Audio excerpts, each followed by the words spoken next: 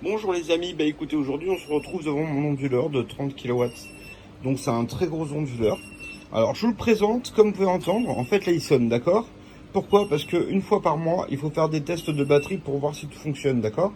Donc là j'en profite pour faire des tests que vous avez été très nombreux à me demander, c'est-à-dire en fait le cheminement du fonctionnement. Donc là en fait si vous voulez, actuellement je vais vous montrer que j'ai du courant, puisque là en fait j'ai du courant partout. Je vais juste allumer un petit peu.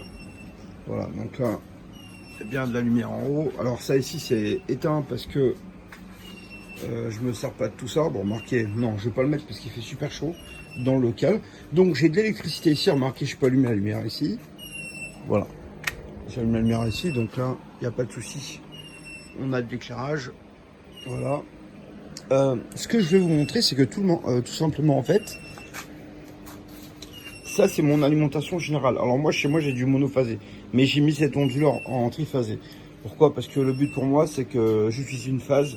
J'ai une deuxième phase sur laquelle j'ai branché une borne électrique ici. Pour brancher une voiture électrique pour les abonnés qui viennent me voir. Et je vais mettre une deuxième borne électrique ici. Voilà, pour une deuxième voiture éventuellement pour faire des tests. J'ai mon voisin qui a une voiture électrique. J'en ai un autre là-bas. Donc ça pourra toujours servir.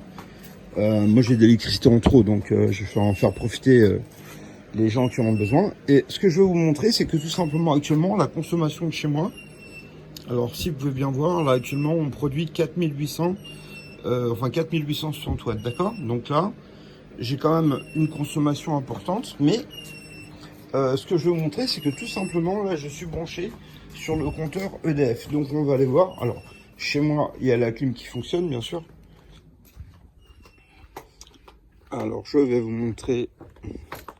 Alors je le fais parce que il y a tellement d'abonnés qui m'ont posé la question. Alors aujourd'hui j'attends le transporteur. Alors regardez, il faut que je vous montre ça aussi. J'ai déconnecté en fait le système qui est ici. Donc il est en défaut. Et il est en défaut également, d'accord? Pourquoi? Parce que tout simplement j'ai coupé le disjoncteur en haut.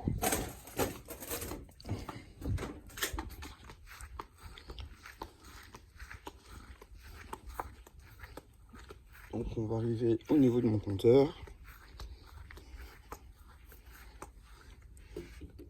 Alors là, en fait, vous voyez, mon compteur fonctionne normalement comme tous ceux qui sont chez vous. C'est-à-dire que normalement, la consommation va vers la droite, d'accord? Alors c'est normal, pourquoi ça va vers la droite? Parce que tout simplement, en fait, j'ai mis en erreur, enfin en test. C'est-à-dire qu'en fait, j'ai mis le paille basse sur l'onduleur, d'accord? Pourquoi? Pour vérifier que toute l'installation fonctionne correctement. Donc, elle fonctionne bien sur le réseau, puisque du coup, c'est le réseau EDF qui alimente bien ma maison, d'accord? Mais maintenant, je veux mettre le système complètement à fonctionner en normal. C'est-à-dire que là-dessus, là, j'ai reçu un message. Bon, c'est pas grave. Donc là, alors je vous montre, j'ai pris mon application avec moi. Donc en fait, ma consommation, enfin ma production est de 4846.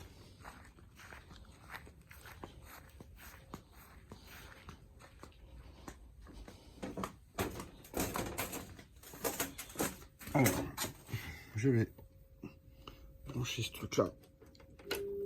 Voilà. Donc là, il faut attendre 30 secondes. Voilà, donc on va attendre gentiment.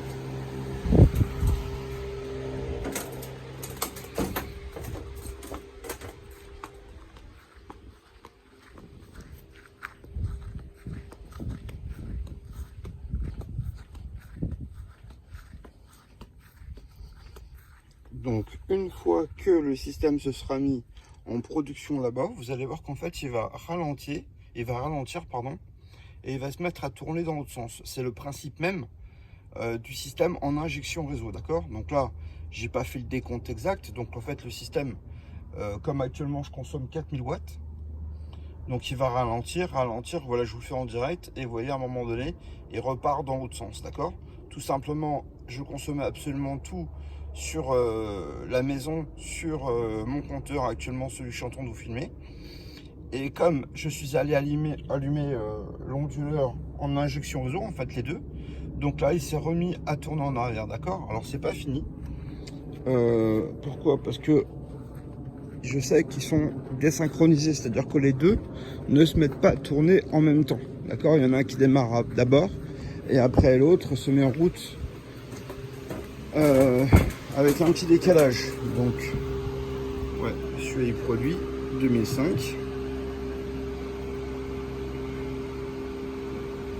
Voilà, 2005, enfin 2400, et voilà celui-là aussi. Donc on est à peu près à la même puissance. Voilà, donc on est à peu près à 4500. Donc on est à peu près à la totalité de ma consommation, d'accord? Donc c'est pour ça que je produis un petit peu plus, du coup il tourne en arrière. Alors, donc vous voyez, on le laisse tourner comme ça. Ok. Alors, maintenant, alors si on veut, on peut très bien refaire disjoncter, hein. Comme ça, je sais qu'il y a des sceptiques, on va le faire. Voilà.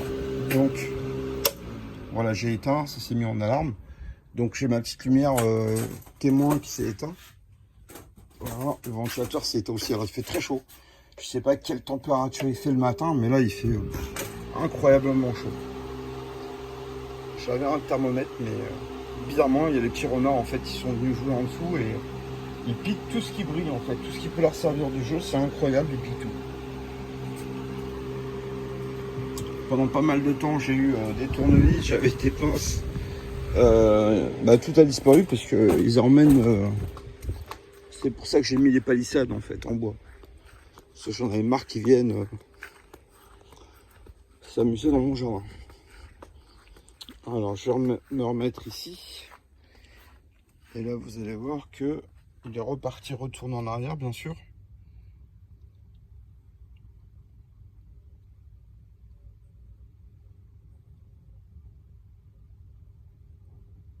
Voilà, et donc vous avez bien vu que là à un moment donné il y a eu carrément l'arrêt et là il repart dans le sens. Donc là en fait ça vous l'avez compris. Maintenant ce que je vais faire c'est que je vais mettre tout simplement l'autre partie en route. Donc là actuellement ça veut dire que déjà je ne consomme rien chez moi parce que tout est pris en compte sur cette alimentation là, d'accord? C'est-à-dire que l'alimentation de chez moi elle est alimentée par la totalité de ce qui est ici, d'accord? On l'a bien compris, d'accord? C'est ça actuellement qui alimente la totalité de la maison. Mais la maison, pour que je vous explique bien, elle est alimentée directement par tous ces panneaux solaires. Alors ici, il y en a 28, d'accord? 28 ici, pour une puissance totale de 17 kW, d'accord? Crête. Et ici, il y a 32 panneaux solaires qui sont en fait vendus à 250 € pièce. Bah, je vous le dis parce qu'il faut bien que je les vende. Enfin, je les vends les neufs, bien sûr. Et comment dire, donc ils sont vendus à 250 € pièce, mais là ça représente 16 kWh. D'accord les amis? Alors tous ces panneaux solaires là, ils vont où? Alors je vais vous montrer, on va passer par derrière. Là j'attends le transporteur parce qu'on est en train d'assembler des machines qu'on a vendues. Voilà. C'est un peu le bordel. Donc il y en a une, deux, trois et quatre. Donc vous voyez, celle-ci en fait c'est une 7000. Voilà, 7000, je l'ai en 3000 et je l'ai en 1800 comme ça. Mais la 7000, c'est la version la plus grosse, d'accord? Alors, si jamais ça intéresse des gens, les amis, regardez, je vais vous montrer quelque chose. Là, par exemple, celui-ci, en fait, je vais faire un prix. Pourquoi? Parce que tout simplement, c'est une boîte qui a pris d'unité. Et si jamais quelqu'un est intéressé par une boîte, après, voilà, on va faire une remise de 10% dessus. C'est-à-dire qu'au lieu de faire 10%, 5%, eh ben, je ferai pour les abonnés 10%. Pourquoi? Parce que elle a pris un peu de l'eau. Donc il y a l'étiquette ici qui est vraiment pas belle parce qu'elle a pris des taches d'humidité. Et en fait, il y a les roulettes. Lorsqu'on a installé les panneaux solaires, en fait, il a plu toute la semaine. Et tout simplement, l'eau, en fait, a humidifié. Alors, dedans, ça ne craint rien parce que c'est vide, il n'y a pas de souci. Mais tout simplement, en fait, les roulettes, comme vous voyez sur la vidéo, en fait, elles sont un petit peu... bon, elles ont été piquées par l'humidité, d'accord? Donc bon, après, je ne vais pas le cacher, hein. Je le dis parce que comme on a plein d'abonnés J'ai toujours des gens qui sont intéressés par... bon, après, il est en parfait état, il n'y a pas de problème, il y aura une garantie dessus. C'est juste que tout simplement, voilà, si je peux en profiter, les gens qui sont mes abonnés, alors pourquoi? Parce que tout simplement, si je le vends à des gens qui les vendent derrière, vous pourrez pas en profiter. Donc, je vous rappelle, ici, mon installation, c'est celle-ci qui produit l'électricité pour toute la maison. Parce que le but du jeu pour moi, ce que je voulais, c'était pas utiliser l'électricité de EDF, d'accord? Donc, ce qui est ici, voilà, ça là, c'est tout simplement mon système en MPPT. Donc, il a une puissance de 22 kW, d'accord? C'est une très très grosse machine. D'ailleurs, actuellement, il fonctionne. Vous voyez, il fait bleu et vert, donc il fonctionne parfaitement. Et tout ça, c'est mes batteries. Donc, j'ai 25 kW ici de batterie. Et j'ai 25, attendez, je vais me mettre de l'autre côté. Voilà, donc là, j'ai 25 kW ici. Alors, j'ai mis le ventilateur, pourquoi? Parce qu'il fait une chaleur à crever, d'accord?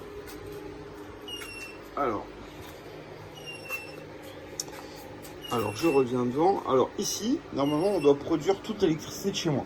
Donc, je vais vous montrer comment que ça fonctionne. Donc, la lumière est allumée, ici. Alors, je vais faire la remise en route, c'est-à-dire que tout simplement, voilà, je vais éteindre ici.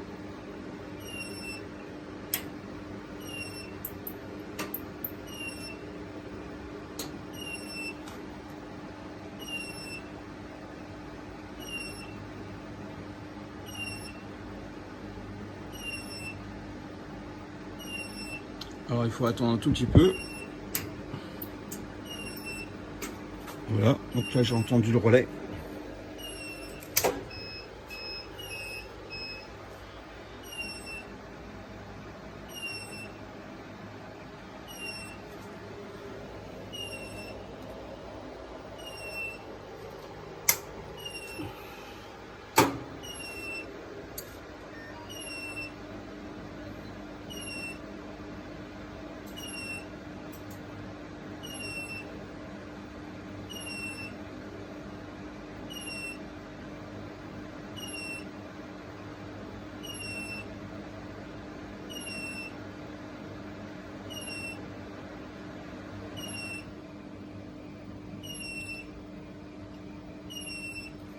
Alors, on va le rééteindre. On va éteindre les batteries jusqu'à ce qu'ils s'éteignent complètement.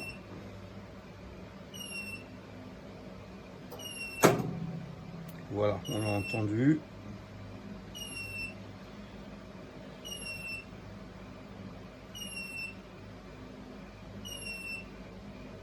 Alors, comme il y a des gros condensateurs dessus, c'est pour ça que là, il est toujours en fait allumé, d'accord?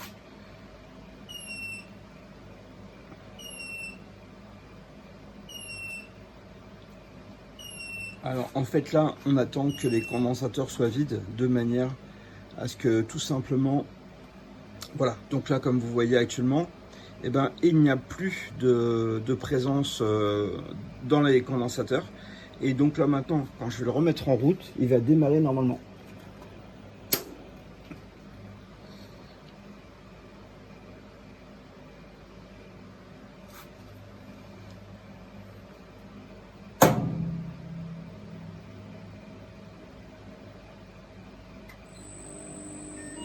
Voilà, donc l'éclairage que vous avez vu actuellement, donc c'est bien son propre système de démarrage, c'est-à-dire qu'en fait il vient lancer la production. Donc comme je vous ai dit tout à l'heure, c'est un triphasé, donc dedans il y a 3 onduleurs, plus en fait un système qui permet de mixer les 3 phases en même temps, d'accord? Donc c'est pour ça qu'on est obligé d'attendre cette phase importante où tous les condensateurs vont complètement se décharger et le système va complètement s'éteindre pour après le remettre en route. Donc c'est un petit truc un peu pénible, hein. Évidemment c'est pas une installation qu'on achète, c'est des discounts et bon c'est très compliqué, mais c'est une machine qui est vraiment industrielle, d'accord?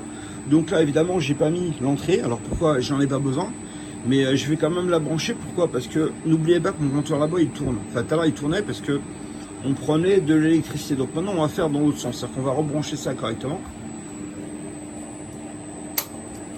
C'est super dur à brancher. Donc là actuellement je suis complètement en mode autonome.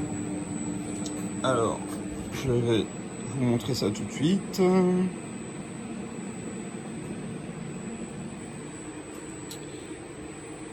Alors, je fais ça.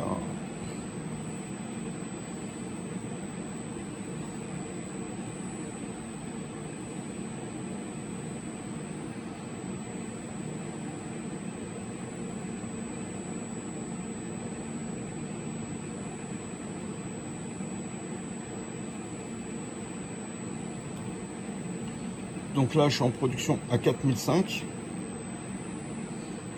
Et là, en fait, ma consommation... Alors évidemment, chez moi actuellement, il y a tout qui est disjoncté. Alors là, je vais profiter pour vous montrer quelque chose.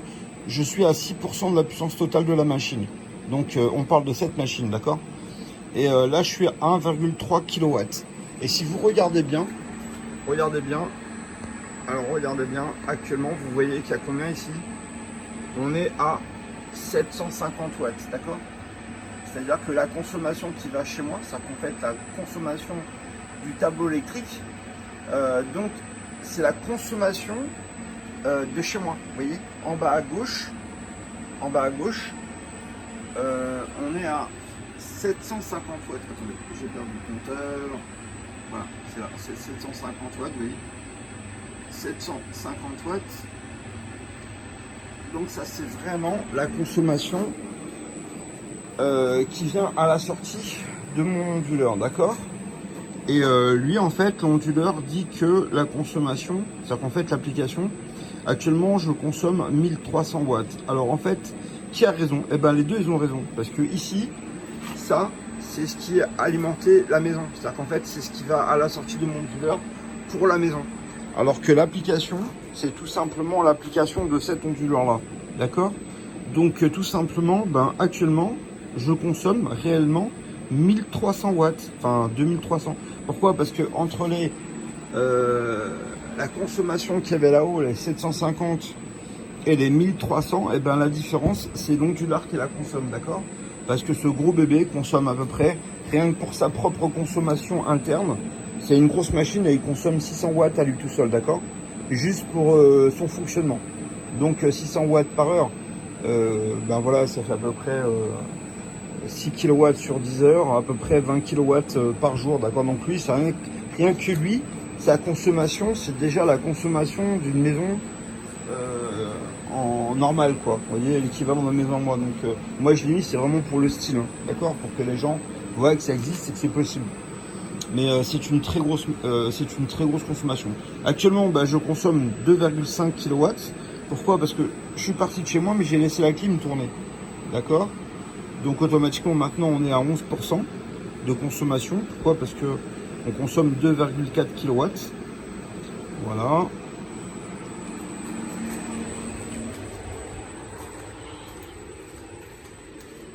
Alors, comme il y a une coupure de courant, alors oui, j'ai la clim qui fonctionne. La TL s'est rallumée. Ma console, bon, elle est éteinte. On va la rallumer comme d'habitude.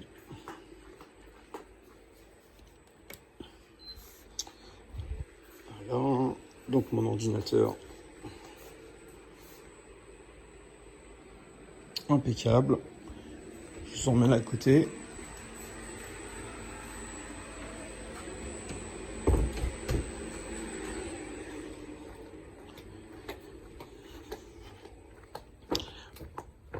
Alors vous avez vu, rappelez-vous, on avait vu que l'électricité venait d'ici quand j'avais disjoncté ma machine. Et que l'électricité qui va chez moi, c'est celle qui vient d'ici, qui est stockée dans les batteries. Et donc le système fonctionne en autonomie. Donc là en fait maintenant, je vous le prouve. Pourquoi? Parce que tout simplement, on va retourner voir le compteur. Alors là maintenant, évidemment, il tourne à l'envers. Parce que toute la maison est mise. Voilà, toute la maison et le compteur tourne même plutôt vite, ce qui est normal. Maintenant, alors je vous montre ça, pourquoi? Parce que on va modifier l'installation. Et après, je pourrais plus vous montrer, comme voilà, j'ai des abonnés qui sont vachement sympas. Et ils m'ont tous posé la question, comment ça marchait. Donc j'avais vraiment envie de leur faire plaisir et de leur montrer. Voilà, donc je redisjoncte ce truc là. Voilà, tout s'est remis en sécurité. Donc la preuve de ce que je vous ai dit, c'est que maintenant, regardez bien, on a coupé les deux premiers sur lesquels ça fonctionnait. N'oubliez pas que là-bas, on avait tout disjoncté, d'accord? Donc là, j'ai éteint ceux-là. Et la preuve, donc la preuve dans l'autre sens, c'est-à-dire que tout simplement, tout continue à fonctionner. Voilà, donc là, maintenant, le compteur il ne tourne ni à droite ni à gauche, d'accord? On voit bien que c'est complètement arrêté. Alors pourquoi ça tourne ni à gauche ni à droite? Parce que tout simplement, je n'utilise pas le compteur. Voilà, donc si je produis trop, le compteur tourne en arrière. Mais comme là, je n'utilise pas, donc maintenant, je vais retourner chez moi. Donc là, vous voyez, ici, j'ai une petite lampe. Donc regardez, c'est la lampe du jardin. Alors évidemment, c'est l'électricité de la maison. Donc je n'ai pas besoin du compteur EDF. Parce qu'en réalité, on produit notre propre électricité, rappelez-vous, par cette installation. D'accord? Alors, même si c'est un compteur Linky, ça marcherait de la même manière, hein, d'accord? Il n'y a pas de souci. Et je vais repartir dans le bon sens. Donc, j'ai de l'électricité partout.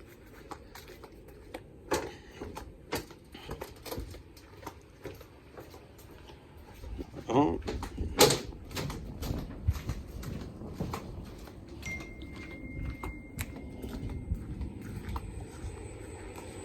Ah, il est là. Salut. Bah ouais. Salut. Ça va? Ça va? Alors, je vous disais qu'en fait, j'attendais le transporteur. Bah écoutez, il est là. Et donc voilà, ici j'ai tout qui fonctionne à nouveau chez moi. Donc vous voyez, j'ai de l'électricité partout, d'accord.